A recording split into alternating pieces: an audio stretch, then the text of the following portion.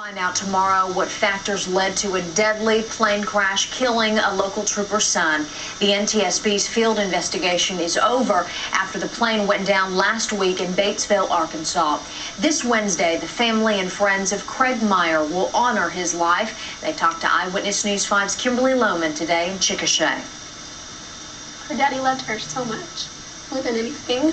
One day, 7-month-old Isabella will read the letter written in her baby book. Her father's promise to always be there. I couldn't have asked for a better husband, and I feel so blessed to have had him in my life for the 10 years I did. We had more love in that 10 years than some people will have in a lifetime. That's why I'm going to hold on to. One day, 4-year-old Abby will loosen her grip on her uncle's picture. She started crying. And she said, "I miss my Uncle Craig." And I said, "Well, honey, you can tell him you love him." And she said, "I love you, Craig."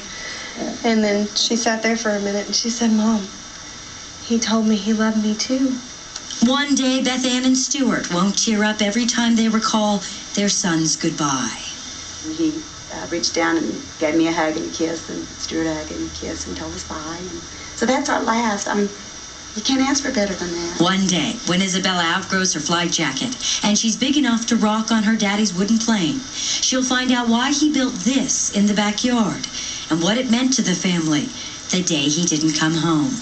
Without a doubt, you know, he went to heaven doing what he loved to do. One day in Chickasha, Kimberly Lohman, Eyewitness News 5.